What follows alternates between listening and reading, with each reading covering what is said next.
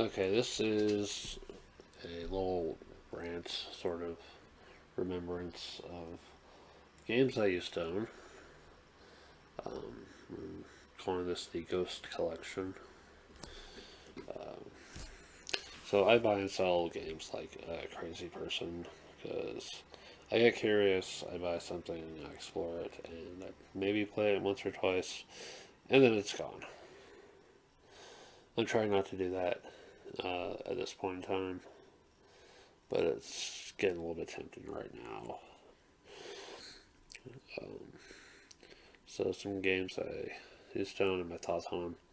We'll start with Root, a little woodland warfare game of moving, fighting, and all that. I think the combat system's kind of interesting. I'll give it that. And the art's cute too. Um, what could use some fighting is Gaia Project, a little development kind of game of getting money and structure and research and trying to build on certain planets and all that. Once someone builds on a planet, no one else can build there, and there's no uprooting anyone. No fighting in that game, just pure development. There is fighting is Adrenaline, well, arena shooter type of game without dice, which I think is pretty cool.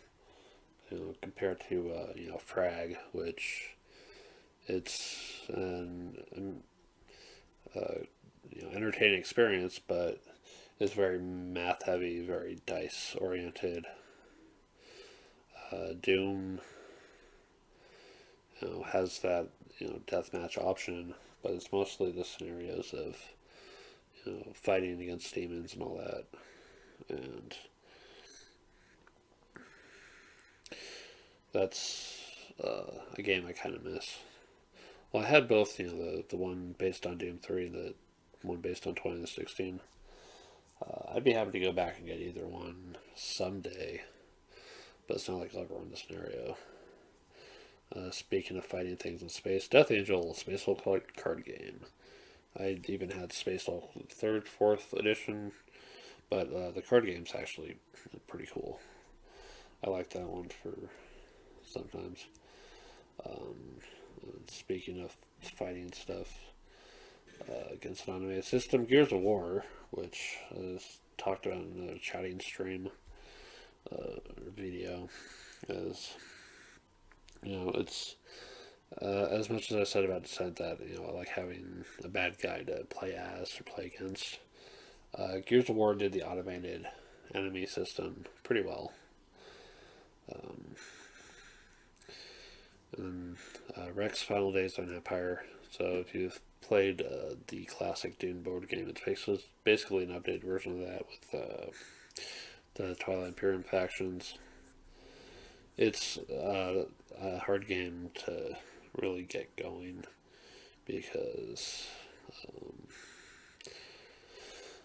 I don't know. It's a tough game, I think. Speaking of Twilight Imperium 3rd Edition, I had that in the first expansion. I didn't really need it because someone else would always have their copy, and I just did not have the space at home for it. But I do like the game, and 4th edition, which I didn't get, is actually pretty cool too.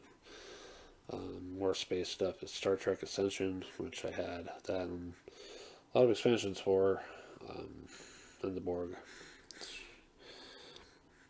That one I think is pretty interesting because you've got your commands and all that.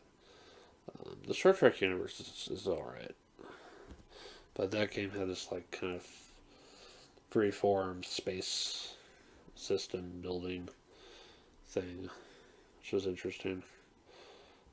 Still in spaces, Eve Conquest with its calendar, which I'd like to see more of in other games. Is set seal for like 3, 4, 5 months ahead, and then you get the result of it then, and set the seal again.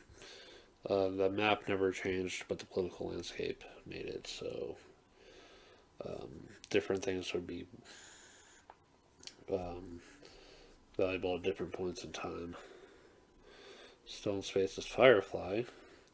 I'm never getting that game again unless it's just the base game and Breaking Atmo and maybe Pirates and Bounty Hunters. Yeah, that game got too big too fast. Too many cards to sleeve. Never want to be in a position of sleeving that many cards ever again. Even though I have Horizon Zero Dawn, I sleeved every card for that one and I still have to play it. Outer Rim, which that's not the time as hey, it's like Firefly, but more concentrated and Star Warsy. And that one was nice to have for a little while, but I don't know. Sometimes the Star Wars horse puts me off a bit. Speaking of adventures and Merchants and Marauders, where you get to be a merchant or pirate, and it's harder being a pirate sometimes, but it can be fun. That might be one to have again. And there's Fallout with. See, I like the character system for Fallout. The freaking scoring system, I hated that. I hated that so much. The atomic bombs came too little, too late. It needed to be co-op from the start, I think. Castle Ravenloft, fun little D&D adventure, but also really hard. There was Dungeon Command, which I wish I could have just played it with somebody. Said, "Hey, let's play this game." Um, reminded me a little bit of Ninkenust. Ninkenust. Um, there's Dark Souls, which was very bleak and kind of difficult. If you fought the wrong kind of enemy, you were screwed. Portal, uncooperative cake acquisition game, which managed to take the Portal concept and actually be kind of fun approach to it.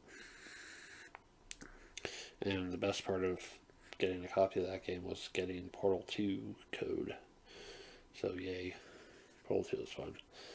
Pandemic, nice little co-op game of trying to cure diseases. And I had the first version of it. I never got the second one though. I did get Pandemic Contagion for a little while. That game is so much fun to create your disease and wreck the whole world. I'm glad someone I know got it so we can got my copy so I can play it again sometime. I'm trying to remember if it's Alchemist or Alchemist. It's got wooden cubes and tokens. It's a game of trying to create recipes. You get points for creating the recipe, but then you can't copy it. You can copy someone else's recipe for points. I'm trying to give them cubes as tribute and trying to make sure a certain cube of your house is wiped out. And there's Container, which I totally regret selling, but I'm glad it's with somebody who's happy to run it. It's an interesting game of there's very limited money in the economy, and if it runs out, it's going to be slow going. Isaribi, a little fishing game. Lots of fish, very little demand, and you don't want it to rot because that's a penalty. Kind of miss that one because I like Japan stuff. Titan, you have your Titan, you run around the world gathering up monsters and making them better and trying to find your opponent's Titan to kill them first. Android, a cyberpunk adventure of trying to figure out this case and manage your life and solve a conspiracy and mess with your opponents. Fun times. Chaos in the Old World plays one of the Warhammer gods and Chaos gods and wreck stuff.